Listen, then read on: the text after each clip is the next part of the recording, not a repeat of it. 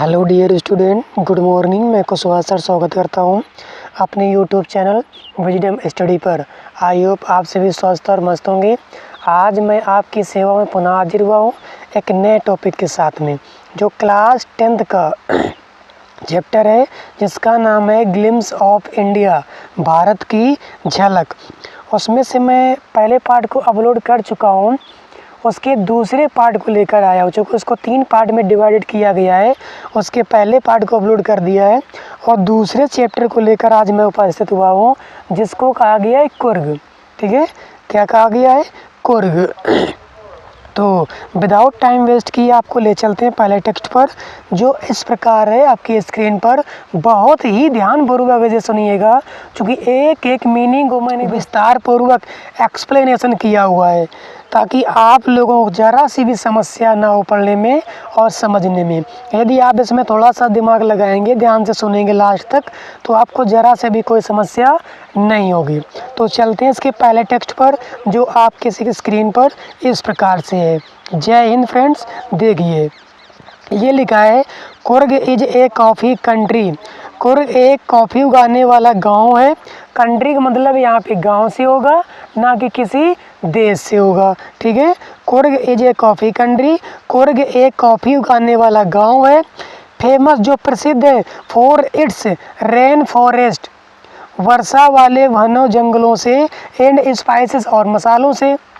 कुर्ग एक कॉफ़ी उगाने वाला गांव है, जो यहाँ की घने वर्षा और मसालों के लिए बहुत प्रसिद्ध है। आई होप आप इसे समझ चुके होंगे कि कुर्ग एक कॉफ़ी उगाने वाला गांव है, जो यहाँ की घने वर्षा और मसालों के लिए बहुत प्रसिद्ध है। ठीक है, चलते हैं आगे। मिडवे, मिडवे का मतलब होता है बेटा, जैसे मिडनाइट होता है, मिड डे भी होता है, तो यहाँ भी लिखा है मिडवे। मिडवे, मध्य रास्ते में। बिटवीन, बिटवीन का प्रयोग वहाँ पे किया जाता है जब किसी दो चीज़ों के बीच में हमें कंपैरिजन बताना हो। दो के बीच में कंपैरिजन बताने के लिए बिटवीन का प्रयोग किया जाता है, तो इसलिए यहाँ बिटवीन का प्रयोग किया गया है। Midway between Mysore and the coastal town of Mangalore. Mangalore और मैसूर के बीच में, जब इसी रास्ते हम आगे बढ़ते हैं कुर्ग की ओर में, तो हमें मैसूर मिलता है और मंगलोर मिलता है। इसके बीच में सिट्स, स्थापित है, ए पीस, एक टुकड़ा, ऑफ हेवन, स्वर्ग का। इसके मध्य रास्ते में जब यहाँ से हम गुजरते हैं, तो इसके बीचों बीच में, यानी मैसूर और मंगलोर के बीच में, एक स्वर्ग का टुकड़ा स्थित है। किसका टुकड़ा स्थित है? स्वर्ग का टुकड़ा स्थित है। आयु आपसे समझ चुके होंगे। दैट मस्ट हैव, जिसे निश्चित रूप से ड्रिफ्टेड, उड़ाया गया होगा, फ्रॉम द किंगडम, राज से, ऑफ गॉड, भगवान के, जिसे निश्चित रूप से भगवान के राज से उड़ाकर यहाँ पर लाया गया होगा। आइए आप से समझ चुके होंगे, क्योंकि मैसूर और मंगलोर के बीच में एक स्वर्ग का टुकड़ा स्थित है। निश्चित रूप से इसे भगवान के राज से उड़ाकर यहाँ पर लाया गया होगा। आगे, दिस लैंड, इस भूमि, ऑफ रोलिंग हिल्स, घुमावदार पहाड़ियाँ हैं। यहाँ की जो पहाड़ियाँ कैसी हैं? घुमावदार पहाड़ियाँ हैं। Is inhabited by a proud races of martial, जो यहाँ के लड़ाकू लोगों के लिए बहुत प्रसिद्ध है।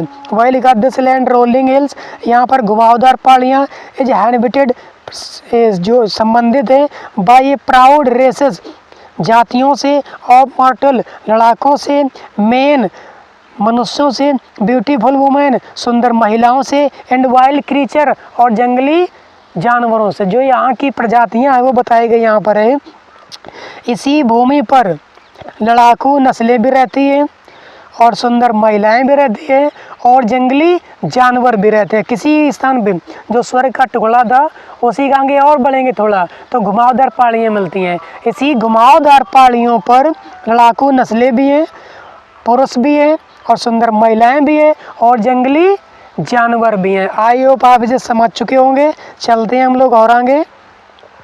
कुर्ग और कोड़ाऊ, कुर्ग और Kodava, the smallest district of Karnataka. Coorg कह लीजिए या कोड़ाऊ कर लीजिए, ये कर्नाटक का एक छोटा सा डिस्ट्रिक्ट है। क्या है बच्चों, कुर्ग कह लीजिए या आप अपने शब्दों में कोलाउस कर लीजिए। ये एक कर्नाटका का छोटा सा डिस्ट्रिक्ट है। और क्या लिखा है, ये जो home to evergreen rain forest, और यहाँ के जो घर हैं कैसे है, rain forest, evergreen rain forest, सदाबहार वन है, सदाबहार वर्षा वनों से ग्रसित है। यहाँ के जो घर हैं सदाबहार वनों से ग्रसित, यानी सदाबहार वन ही है, चूँकि अब वर्षा अच्छी होती है इसलिए। आगे, स्पाइसेस एंड कॉफ़ी, मसाले और कॉफ़ी प्लांटेशन, इसी के चलते यहाँ पर कॉफ़ी के प्लांटेशन और स्पाइसेस के प्लांटेशन अधिक होते हैं। क्यों होते हैं, क्योंकि यहाँ पे एवरग्रीन रेन फॉरेस्ट है। एवरग्रीन का मतलब सदाबहार वर्षा है। सदाबहार वर्षा होने के कारण यहाँ पर सबसे ज़्यादा क्या होता है, कॉफ़ी और स्पाइसेस के प्लांटेशन। प्लांटेशन का बच्चों मतलब होता है पौधे लगाना। तो किसके पौधे ज़्यादा होंगे, किसके होंगे ज़्यादा, स्पाइसेस और कॉफ़ी की। आइए बच्चे समझ चुके होंगे, चलते आगे।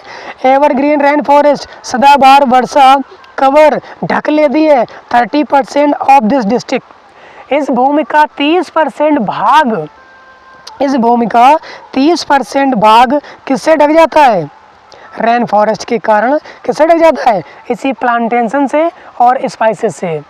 इसी यहाँ पे कॉफ़ी और स्पाइसेस से 30% भूमि ढक जाती है, यानी कि 30% भूमि पर यहाँ पे कॉफ़ी और स्पाइसेस की जाती है। ठीक है, आज समझ चुके होंगे।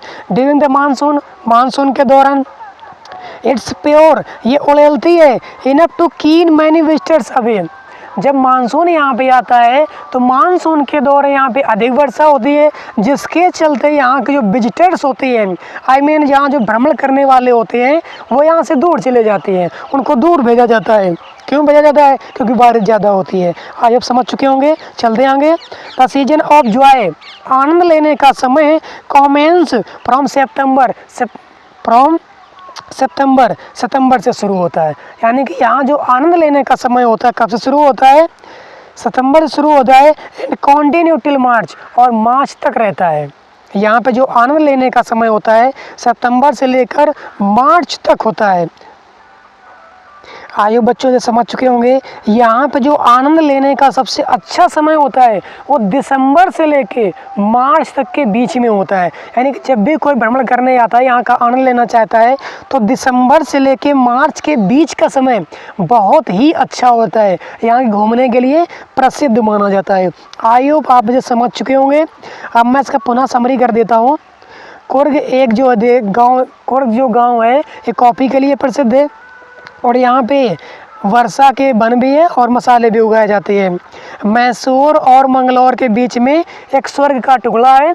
निश्चित रूप से इसे भगवान के राज से उड़ाकर यहाँ पर स्थापित किया गया है। यहाँ की घुमावदार पहाड़ियों पर लड़ाकू लोग, सुंदर महिलाएं और जंगली प्राणी भी निवास करते हैं। कुर्ग अथवा कोलारू यह कर्नाटक का एक छोटा सा जिला है, जो यहाँ पे सबसे ज़्यादा मसाले और कॉफ़ी का प्लांटेशन अधिक होता है, और एवरग्रीन यहाँ पे सदाबहार वर्षा होती रहती है। 30% भूमि यहाँ पर स्पाइसेस और कॉफ़ी से ढकी रहती है। जब मानसून आता है तो यहाँ के बहुत सारे विजिटर्स दूर चले जाते हैं, और यहाँ पे घूमने का जो समय होता है दिसंबर से लेकर मार्च तक के बीच में सबसे अच्छा समय होता है। आई होप आप इसे समझ चुके होंगे।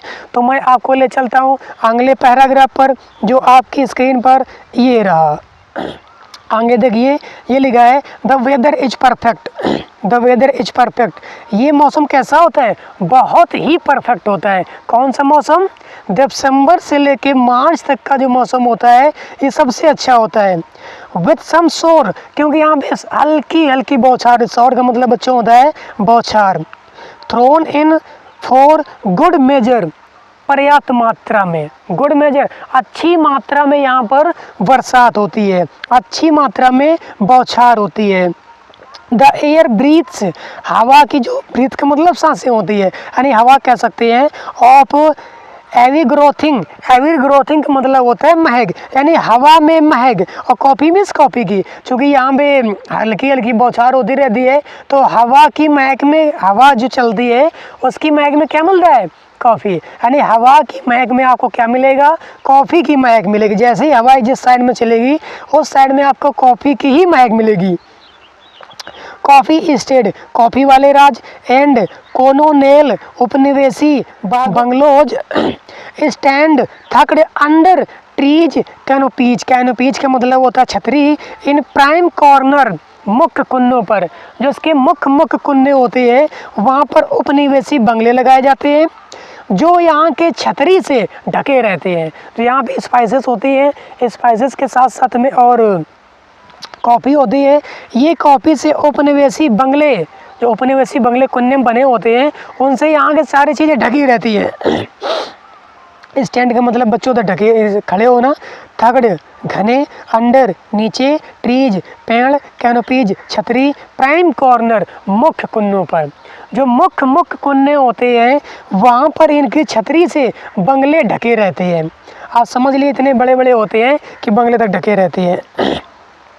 आगे, फायर सेली इंडिपेंडेंट पीपल ऑफ कुर्ग, निश्चित रूप से कुर्ग के लोग कैसे होते हैं, इंडिपेंडेंट, स्वतंत्र होते हैं, आर पॉसिबल, जितना संभव हो सकता है, ग्रीक और अरब डिसेंड, क्योंकि यहाँ पे अरब के वंशज हैं, क्योंकि कुर्ग में लोग रहने वाले कहाँ के वंशज हैं, अरब और ग्रीक के, इसलिए वो लोग कैसे है, इंडिपेंडेंट, किसी पे डिपेंड नहीं है, डिपेंड का मतलब होता है आधारित, इंडिपेंडेंट है, अपने आप में स्वतंत्र है। यहाँ के जो लोग कैसे हैं बच्चों, अपने आप पर स्वतंत्र हैं। लोग निवासी कहाँ के हैं, ग्रीक अथवा अरब के वंशज हैं। डिसेंड का मतलब होता है वंशज, जो यहाँ के लोग हैं ग्रीक अथवा अरब के वंशज हैं, इसलिए ये सब अपने आप में स्वतंत्र है, किसी पे निर्भर नहीं है। आगे बताया गया है, एज वन स्टोरी गोज, एक कहानी बताई जाती है, क्या बताई जाती है, ए पार्ट ऑफ अलेक्जेंडर आर्मी, यानी अलेक्जेंडर आर्मी का एक भाग मूव साउथ में मुड़कर आ गया था। अलेक्जेंडर आर्मी का एक भाग, आर्मी पूरी आदमी होती है, उसका एक भाग कहाँ गया था, साउथ में आ गया था। Along the coast and settled here, और यहाँ पे बस गया। जब यहाँ से जाने में असमर्थ हो गया, यहाँ से वापस नहीं जा पाया तो यहीं बस गया और फिर किया गया। व्हेन रिटर्न बिकम इम्प्रैक्टिकल, अव्यवहारिक, जब यहाँ से लौटना अव्यवहारिक हो गया, अलेक्जेंडर आर्मी का एक भाग यहाँ पे आया साउथ में और यहाँ से जाने में अव्यवहारिक हो गया, तो यहीं भी वो जो पूरा भाग था बस गया, सेटल्ड हियर हो गया, यहीं पर बस गया। आगे चलते हैं। दीज पीपल मैरिड, यहाँ के लोगों ने शादी कर ली, एमोंगेस्ट लोकल्स, यहाँ के लोगों से, तो यहाँ के लोकल प्राणी थे, लोकल लोग थे, आसपास के निवासी थे, यहीं के लोगों से, उन लोगों ने जो अलेक्जेंडर की आर्मी का एक पार्ट आया था उन्होंने शादी कर ली। एंड देयर कल्चर, और उनकी संस्कृति इज एप्रिएंड, बस गई इन द मार्टियल ट्रेडिशन, और परंपराएं भी। अभी यहाँ यदि आप शादी करेंगे तो यहाँ की परंपरा से, रीति रिवाज से आपको रूबरू होना पड़ेगा, तो वो यहाँ की परंपरा से, रीति रिवाज से शादी कर ले यहाँ के लोगों से। मैरिज एंड रिलीजियस राइट्स, और यहाँ के जो धार्मिक कर्तव्य थे, धार्मिक अधिकार थे, उनको अपना लिया। जब यहाँ से शादी करेंगे, यहाँ पे रहेंगे, तो यहाँ के रीति रिवाजों से ही आपको रूबरू होना पड़ेगा। या तो आप शादी करके अपने ही राज्य में चले जाइए, तो वहाँ जाने में असमर्थ थे, तो यहाँ पे रहेंगे तो यहाँ के लोगों से शादी की और यहीं के रीति रिवाज को अपना लिया। आगे, which are distinct from the Hindu mainstream, Hindu के रीति रिवाजों को इनको अपनाना पड़ा। किन लोगों को, जो अलेक्जेंडर की आर्मी का एक भाग था, उन लोगों ने हिंदू की मेन स्ट्रीम, मुख्य धारा को अपना लिया, मेन स्ट्रीम मुख्य धारा को अपना लिया, हिंदुत्व को। आगे, the theory of Arab origin draw support from the along, यहाँ की जो थ्योरी थी बहुत लंबे समय से संबंधित थी। अब वो कौन सी थी वो आपको बताने जा रहे हैं। The theory of Arab origin draw support from long, यहाँ की परंपरा थी, कौन सी परंपरा थी, ब्लैक कोड, एक लंबा कोट पहनना, with an embroidered breast belt worn by the Kodavas, जितने भी कोलाऊ के लोग होते थे पूरा एक काला कोट पहना है ऊपर से लेकर नीचे तक का, और कमर में वेस्ट लिखा है, वेस्ट का मतलब बच्चों होता है कमरबंद, कमरबंद पे एक बेल्ट सी बांध लेते थे पूरा कोट पहनेंगे और एक बेल्ट बांध लेंगे, जैसा कि आप देख सकते हैं दूसरी तरफ साइड में उसे फोटो बनी हुई है किताब में। नॉन एज कुपिया, जिनको किसके नाम से जानते थे? कुपिया के नाम। जब भी ये ड्रेस पहनी जाती थी तो उस ड्रेस को पहनने के बाद उनको लोग किस नाम से जानते थे? कुपिया के नाम से। ये ड्रेस सिंबल ये प्रतीत होती थी the keffiyeh worn by Arab and Kurds. जब भी यहाँ के लोग पहनते थे तो ये कहते थे कि ये अरब के निवासी है, क्योंकि अरब में एक परंपरा थी पूरा एक बोरखा पहनना और ऊपर से एक बेल्ट बांध लेना। आइए बच्चों, आप इसे समझ चुके होंगे, मैं एक बार इसका पुनः समरी कर देता हूँ कि दिसंबर से और मार्च के बीच का मौसम बहुत ही अच्छा होता है। यहाँ पे हल्की हल्की बौछार होती है, प्रचुर मात्रा में बौछार होती है और हवा में कॉफ़ी की महक रहती है। कॉफ़ी उगाने वाले औपनिवेशिक बंगलों से यहाँ के जो बंगले होते हैं उनकी छतरी ढकी रहती है मुकुन्नों पर। और यहाँ के जो लोग होते हैं अरब के वंशज होते हैं या फिर ग्रीक के वंशज होते हैं, नेडर भी होते हैं। एक कहानी ऐसी बताई जाती है कि अलेक्जेंडर का एक पाग यहाँ पे साउथ में आ गया था और यहाँ से जाने में अव्यावहारिक हो गया, तो यहीं के लोगों से शादी कर ली, यहीं के रीति रिवाज को अपना लिया, परंपरा को अपना लिया और मुख्य हिंदुत्व को अपना लिया। एक कहानी ऐसी बताई जाती है कि यहाँ के जितने भी लोग होते थे एक लॉन्ग फ्रॉक पहनते थे, लॉन्ग कपड़ा पहनते थे, उसके ऊपर एक बेल्ट बांधते थे जिसको हम कुपिया के नाम से जानते हैं। जब भी कोई ऐसा पहने हुए मिलता है तो अरब का एक प्रतीक चिन्ह होता है। तो चलते हैं बच्चों नेक्स्ट पैराग्राफ पर, जो आपके स्क्रीन पर ये रहा। कुर्गी होम्स, बच्चों ध्यान से सुनते चलिएगा, कहीं भी प्रॉब्लम होती है तो without hesitation you can ask your doubts in comment section. यदि आपको कहीं भी कोई समस्या होती है विदाउट एनी हेजिटेशन, बिना किसी हिचकिचाहट के आप अपने डाउट्स को कमेंट सेक्शन में लिख सकते हैं और मैं उसका रिप्लाई बहुत ही जल्द करूँगा। ठीक है, तो चलते हैं। कुर्गी होम हैव ए ट्रेडिशन, एक परंपरा रखते हैं ऑफ हॉस्पिटैलिटी, एक सम्मान का। ये सिर्फ कुर्गी लोग नहीं, हम सभी चाहते हैं कि हमें एक सम्मान मिले, सम्मान की दृष्टि से समाज में हमें एक सम्मान मिले, हमारा एक नाम हो, हमारी एक अलग पहचान हो, सभी चाहते हैं और चाहना भी चाहिए। हमारी एक समाज में अलग छवि होनी चाहिए, एक ऐसा होना चाहिए कि लोग कहे हाँ इसका अलग पहचान रुतबा है, ऐसा होना चाहिए, सभी का होना चाहिए। हम लोग नरेंद्र मोदी क्यों जानते हैं? उन्होंने अच्छे कार्य किए हुए हैं। अब्दुल कलाम को जानते हैं, अच्छे कार्य किए हैं, समाज में अच्छी छवि है, आज भी लोग याद करते हैं और आगे भविष्य में भी याद करेंगे। ठीक है, तो ऐसा हम भी कुछ करेंगे ताकि आने वाले जनरेशन्स हम लोगों को याद करें, याद रखें, हमारा नाम ही याद रहेगा, हमारे कर्म ही याद किए जाएंगे। जैसा हम करेंगे वैसे ही में भविष्य में याद किया जाएगा। अच्छे कर्म करेंगे तो लोग हमें जीवन पर्यंत याद रखेंगे। ठीक है बच्चों, तो चलते आगे। Coorgi homes have a tradition of hospitality, जितने भी कुर्गी लोग हैं वो एक सम्मान रखते हैं अपने आप में। And they are more than willing, और उनकी इच्छा होती है टू रिकाउंट, सुनने की, न्यूमरस, विभिन्न टेल्स, कहानियाँ और value related to their sons and fathers, अपने पिता और पुत्र की, जो पूर्वज लोग होते हैं अपने पिता और पुत्र की कहानियों, विभिन्न कहानियों को सुनने में बहुत रुचि रखते हैं। विलिंग का मतलब दोस्तों होता है इच्छा और रिकाउंट का मतलब होता है सुनना, यानी अपने पूर्वजों की कहानियों को सुनने में पिता और बच्चे बहुत रुचि रखते हैं। फिर से मैं समझा देता हूँ, जो कुर्गी लोग होते हैं वो एक सम्मान रखते हैं। कौन सा सम्मान? They are more than willing, बहुत इच्छा होती है टू रिकाउंट, सुनने की, न्यूमरस, विभिन्न टेल्स, कहानियाँ, विभिन्न प्रकार की कहानियों को सुनने में वो रुचि रखते हैं। और किसकी कहानियाँ? सन्स एंड फादर्स, पिता और पुत्र, पिता और पुत्र अपने पूर्वजों की कहानियों को सुनने में सबसे ज़्यादा रुचि रखते हैं। आई होप समझ चुके होंगे भाई। आपके पिता यदि पुराने ज़माने में राजा रहे होंगे तो उनकी कहानी बताने में आपको मज़ा आएगा। जब पिता बताएंगे कि हमारे पिता, आपके दादाजी राजा थे और वो हमेशा गांव की सेवा करते थे, जब भी किसी समस्या आती थी वो समस्या का निदान निकालते थे। तो इस प्रकार की कहानियों को सुनने में पिता और बच्चे भी दोनों रुचि रखते थे। आगे, द कुर्ग रेजिमेंट, कुर्ग एक सैन्य दल, is one of the most decorated, बहुत ही सुसज्जित है इन द इंडियन आर्मी, भारतीय सेना में। बताया गया है कुर्ग जो रेजिमेंट है, जैसे राजपुताना रेजिमेंट होता है, उसी प्रकार से दोस्तों कुर्ग रेजिमेंट भी होता है। जो कुर्ग रेजिमेंट है वन ऑफ द मोस्ट सुपरलेव डिग्री है दोस्तों, यहाँ पे वन ऑफ द मोस्ट सबसे ज़्यादा सुसज्जित है।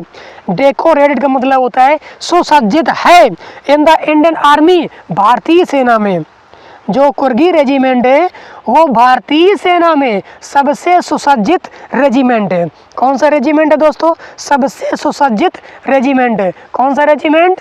कुर्गी रेजिमेंट। कुर्गी रेजिमेंट भारतीय सेना में सबसे सुसज्जित रेजिमेंट है। ले चलते हैं आपको आगे, क्यों महत्वपूर्ण आगे बताएंगे आपको। एंड द फर्स्ट चीफ, क्योंकि पहला chief of the Indian army, भारतीय सेना का जनरल करियप्पा था। क्योंकि सबसे पहला चीफ, जो आर्मी में चीफ होता है, सबसे पहला चीफ जनरल करियप्पा ही था। वाज ए कुर्गी, और कुर्ग का निवासी था। आप समझ लीजिए कुर्ग लोगों के लिए कितनी गर्व की बात है कि सबसे पहला चीफ कुर्ग का ही बना, जिसका नाम क्या था? General Cariappa. This is the most important question of your learning. आपको याद करने के लिए एग्जाम के पॉइंट ऑफ व्यू को लेकर सबसे महत्वपूर्ण क्वेश्चन मल्टीपल चॉइस में आ जाता है कि सबसे पहला चीफ कौन था? Which is the first chief of Indian army. Indian army में सबसे पहला चीफ कौन था? तो आपको बताना पड़ेगा बच्चों, जनरल करियप्पा। आई होप आप इसे समझ चुके होंगे। इसको आप याद रखिएगा कि सबसे पहला चीफ कौन सा था? जनरल करियप्पा। निवासी कहाँ का था? कुर्ग का था। तो कुर्ग लोगों के लिए बहुत ही गर्व की बात है। आगे ना इवन नाउ, प्राय आज Kodavas are the only people in India. केवल कुर्ग के ऐसे ही लोग हैं, भारत में कुर्ग सिर्फ ऐसे लोग हैं permitted to carry firearms without licence, जिनको बिना लाइसेंस के हथियार रखने का अधिकार प्राप्त है। सिर्फ कुर्ग के लोग ऐसे हैं जिनको, भारत में कुर्ग के लोग सिर्फ ऐसे हैं जिनको बिना लाइसेंस के हथियार रखने का अनुमति है, परमिट है, आदेश है। सिर्फ इंडिया में इंडिया में कुर्ग एक ऐसा स्थान है जहाँ पर लोगों को बिना लाइसेंस के हथियार रखने का आदेश है। आई होप आप इसे समझ चुके होंगे। चलते हैं आगे। कावेरी रिवर, यानी river Kaveri river obtain it's water, अपने का मतलब प्राप्त करना होता है। ऑब्टेन इट्स वाटर, अपने जल को प्राप्त करती है फ्रॉम द हिल्स, पहाड़ियों से, एंड फॉरेस्ट, जंगल से, ऑफ कुर्ग, कुर्ग के जो कावेरी नदी है वह कुर्ग के जंगल और पहाड़ियों से अपने जल को प्राप्त करती है। यानी कावेरी नदी को जल कहाँ से प्राप्त होता है? कुर्ग के जंगल और पहाड़ियों से। बात समझ गए बच्चों? जो कावेरी नदी, कावेरी और कुर्ग दोनों ही राइम बन रहा है कि कावेरी नदी जल कहाँ से प्राप्त करेगी? कुर्ग के जंगल और पहाड़ियों से। समझ गए बच्चों? आगे चलते हैं। Mahseer a large fresh water, जो महासीर है वो एक बहुत बड़ा फ्रेश वाटर है, स्वच्छ जल है। फिश बाउंड यानी अधिक मात्रा में इन दीज वाटर, इसी जल में सबसे ज़्यादा मछलियाँ पाई जाती हैं। क्या पाई जाती हैं? अधिक मात्रा में फिश पाई जाती है। जो ये महासीर नाम का एक फ्रेश वाटर है, इस वाटर में सबसे ज़्यादा मछलियों की अधिकतम मात्रा पाई जाती है। आगे चलते हैं। किंग फिशर्स, मछुआरे डिव, गोता लगाते हैं फॉर देयर कैच, इनको पकड़ने के लिए। जो मछुआरे होते हैं इसी फ्रेश वाटर में उतरते हैं मछलियों को पकड़ने के लिए। वाइल, जबकि स्क्वायरल्स, गिलहरी एंड लंगूर्स और बंदर ड्रॉप, गिरा देते हैं पार्डियल, आधा ईटेन, खाया हुआ फ्रूट, फल, फॉर द मिसचीफ, शरारत के लिए, ऑफ एंजॉइंग, आनंद लेने के लिए। जबकि गिलहरी और बंदर इसी जल में आधा खाया हुआ फल को गिरा देती है। किसके लिए? अपने आप में आनंद उठाने के लिए, आनंद लेने के लिए, खुशी जाहिर करने के लिए फल तोड़ते हैं, आधा खाते हैं और इसी महासीर में या इसी फ्रेश वाटर में गिरा देते हैं। और करते क्या है? स्प्लैश, थपथपाते हैं, द स्प्लैश, थपथपाते हैं। एंड राइपल का मतलब होता है लहरें उठना। Effect in the clear water, जो स्वच्छ जल होता है इस पे लहरें उड़ती हैं और उस लहरों को देखकर बहुत प्रसन्नचित होते हैं। कौन कौन? लंगूर और गिलहरी। जो लंगूर और गिलहरी है फल को लेंगे, आधा खाएंगे, पानी में गिराएंगे, लहरें उठेंगी, लहरों को देखकर बहुत खुश होते हैं। आई होप आप समझ चुके होंगे। आगे चलते हैं। एलिफेंट्स हाथी इंजॉय आनंद लेते हैं बीइंग बात हनाकर एंड स्क्रब्ड रगड़ कर इन देयर रिवर, इसी नदी में बाय द माहौत, माहौत के द्वारा। जो माहौत होते हैं या जो रखवाले होते हैं हाथी के, इसी नदी इसी महासिर में जाते हैं और हाथी भी नहाते हैं, उस पर पानी डालते हैं और रगड़ रगड़ के है नहाते हैं और हाथी इसमें बहुत ही आनंद लेते हैं। आई होप आप से समझ चुके होंगे। एक बार मैं पुनः समरी कर देता हूँ। तो क्या करते हैं, जो कुर्गी होम होते हैं या कुर्ग के निवासी होते हैं, अपने पूर्वजों की कहानी सुनने में बहुत रुचि रखते हैं, चाहे वो सन हो या फादर हो, दोनों के दोनों। और जो कुर्गी रेजिमेंट है वह इंडियन आर्मी में एक सुसज्जित स्थान रखती है। क्यों रखती है? क्योंकि पहला यहाँ पे जो आर्मी का पहला चीफ था वो यहाँ का जनरल करियप्पा था, वो भी एक कुर्गी आदमी था, कुर्गी रेजिमेंट का ही था। और जो कोड़ाउस के लोग हैं उनको आज भी भारत में सिर्फ एक ऐसा राज्य या ऐसा स्थान है जहाँ पर कुर्गी एक ऐसा स्थान है जहाँ पे उनको बिना परमिट के हथियार रखने का अधिकार है। और जो कावेरी नदी है वह कुर्ग के ही जंगलों से और नदियों से अपने जल को प्राप्त करती है। और जो महासीर नाम का फ्रेश वाटर है, यहाँ पे सबसे ज़्यादा मछलियाँ पाई जाती है और मछुआरे यहाँ पे मछलियाँ पकड़ने के लिए गोता लगाते हैं, जबकि बंदर और गिलहरी अपने आप में आनंद उठाने के लिए आधा अधूरा फल खाया हुआ इसमें गिराते हैं और आनंद लेते हैं।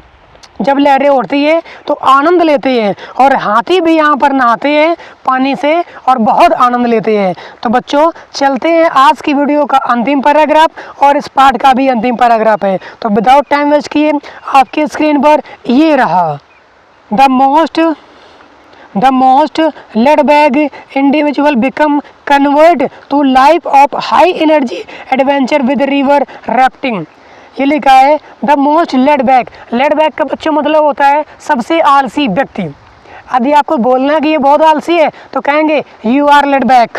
क्या कहेंगे? यू आर लेड बैक, सबसे आलसी हो। इंडिविजुअल व्यक्ति, इंडिविजुअल मतलब क्या होता है? व्यक्ति। बिकम कन्वर्ट बदल जाते हैं, टू द लाइफ जीवन, हाई एनर्जी उच्च तापमान पर। यहाँ के जो सबसे बच्चों क्या कहें, मैं ये कह सकते हैं यहाँ पे जो सबसे आलसी व्यक्ति होता है उसका भी जीवन हाई एनर्जी में बदल जाता है। किसका जीवन बच्चों?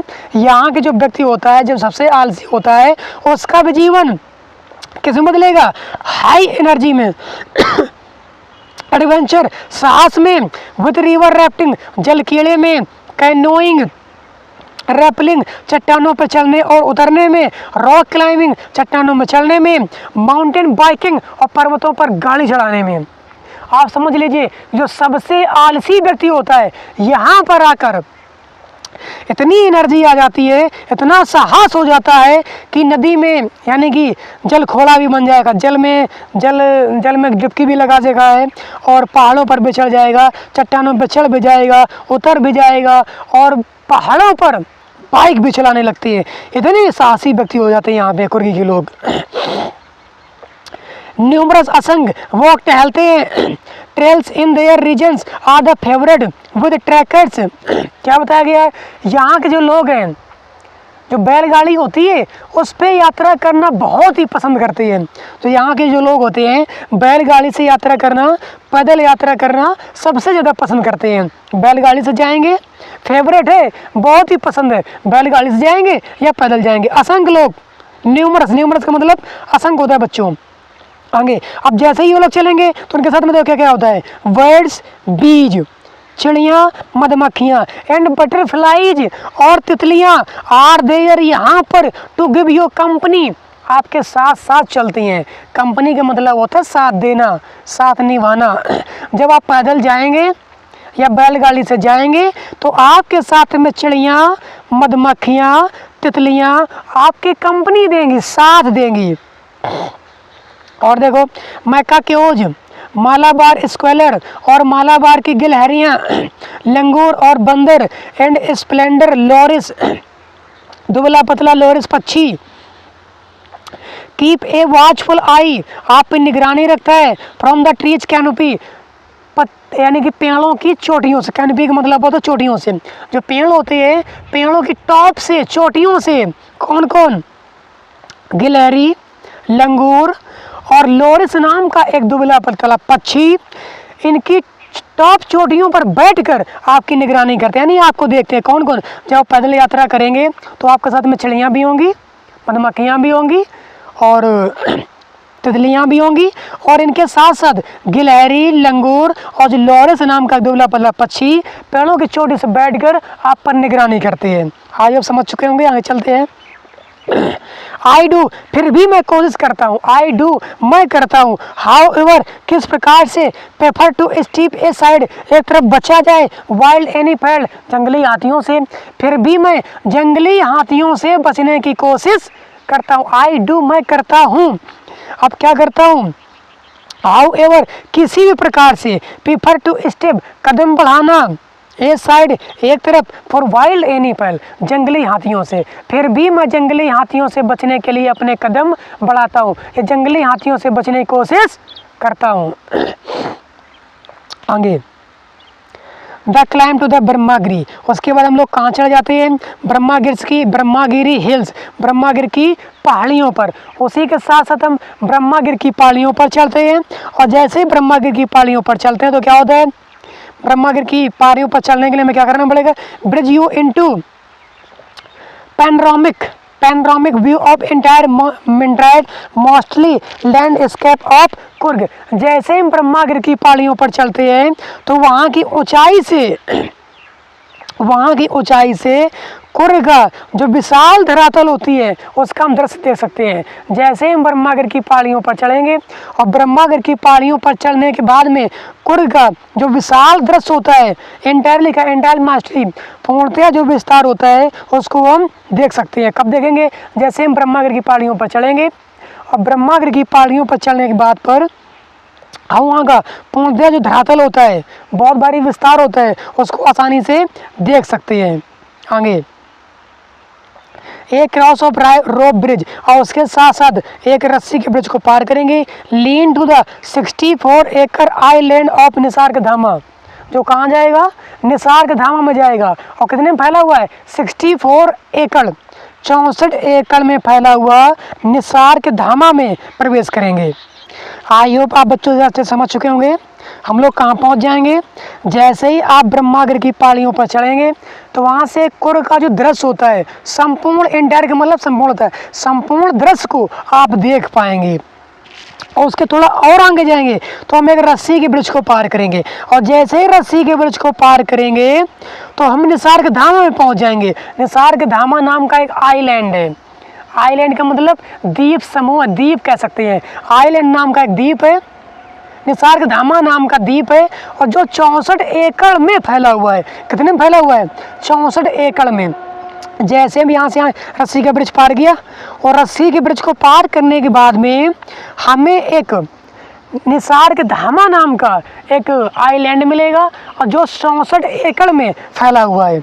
अब आगे चलते हैं। रनिंग इनटू बुद्धिस्ट मॉन्क, जो बुद्ध भिक्षुकों के नाम से वहाँ पे क्या लिखे? रनिंग इनटू बुद्धिस्ट मॉन्क, जहाँ पे बौद्ध भिक्षु from Indian largest Tibet settlement. क्या बताया?